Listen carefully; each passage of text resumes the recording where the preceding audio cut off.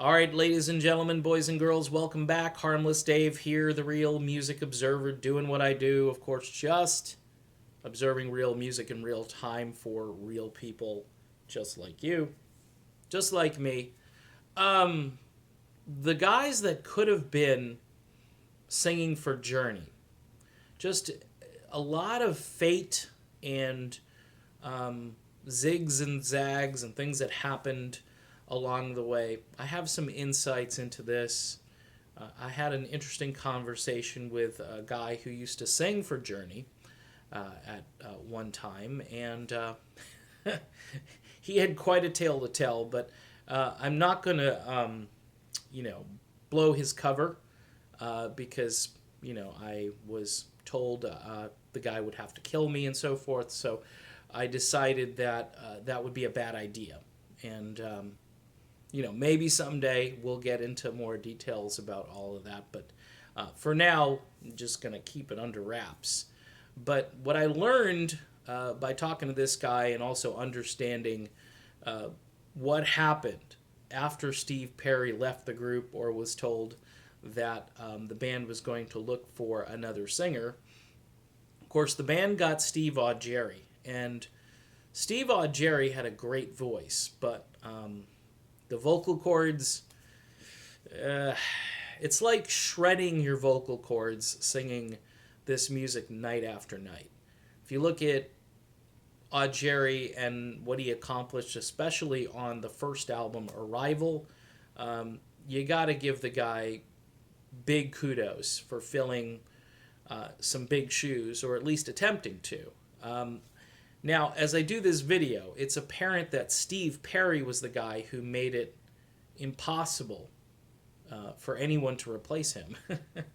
He made it difficult because nobody sings like Steve Perry. Now, along the way, though, we meet some very talented people. When Augeri couldn't sing anymore, Jeff Scott Soto was brought in. And I've done several videos about Jeff.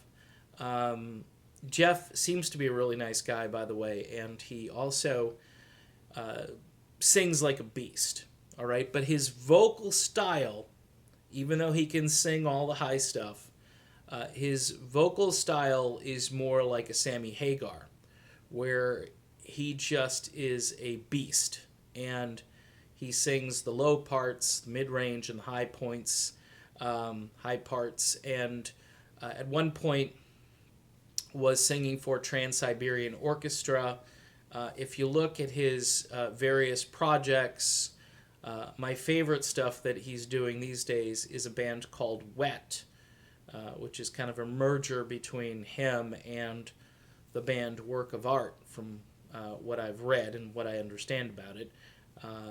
Very melodic and just interesting. I wish Jeff actually would do more music like that, because I think even though he likes to really pound it out and rock it out, maybe it's my age showing, but I'd like to hear him in a context where I can hear his voice and hear all the instruments, And when he was with Journey, he was winning over fans.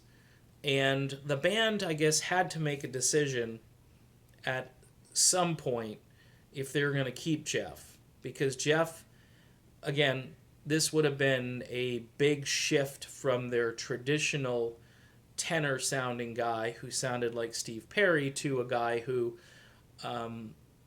didn't sound as much like Perry, but was much more versatile, and who could sing anything you gave him. He could sing it. Now, I'm not saying he was more versatile than Steve Perry in his prime. I'm saying that at that time, Jeff Scott Soto could pretty much do anything. Here's the phone book, and Jeff could belt it out. And also a terrific stage presence as well. A front man's front man, you know what I mean? I mean, the guy roamed the stage, looked completely comfortable in his own skin, brought some machismo to the band, which, Journey was never really known as like the macho band, maybe prior to Perry's arrival. But the thing is, when Perry brought in the girls, which it's legendary that girls started showing up in droves, women, to see Steve Perry and Journey, that the band members weren't exactly upset about that. But some of the more testosterone men in the old days, back in the 80s, used to shy away a little bit from Journey because they were kind of, they weren't really a metal band. They rocked hard at times, but they were kind of looked at as like a pop group once Perry really took the reins. And Jeff Scott Soto is a guy who, he adds testosterone to pretty much every project he does. He is, again, a great lead vocalist and a great frontman. At a point somewhere along the way, after 11 months, the band went their separate ways from Jeff, and didn't give Jeff a whole lot of intel as to what and why. But it's later come out, Neil Schon has hinted at it, and it's been in other articles, that they really wanted to stick to the traditional tenor, okay? I don't know if they told Jeff that at the time. That's disputed a bit, that they probably just didn't let him know what was happening when it was happening. So that's unfortunate for Jeff Scott Soto because, again, the guy seems like a decent guy and pretty affable and easy to get along with, but who knows, right? So Arnel comes in.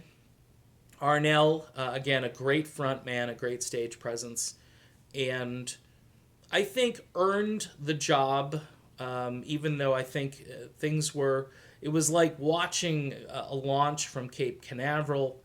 It was a little tricky to get that rocket off the launch pad, but once it started going up, you said to yourself, okay, this guy can do this. And you got to give Neil Schon some credit for finding a guy who's been the most durable frontman the band's ever had.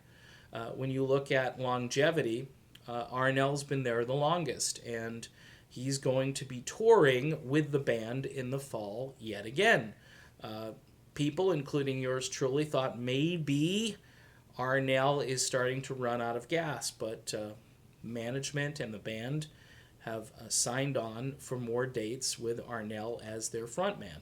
Of course, you got Dean Castronovo out there, who I wish the band could bring back in.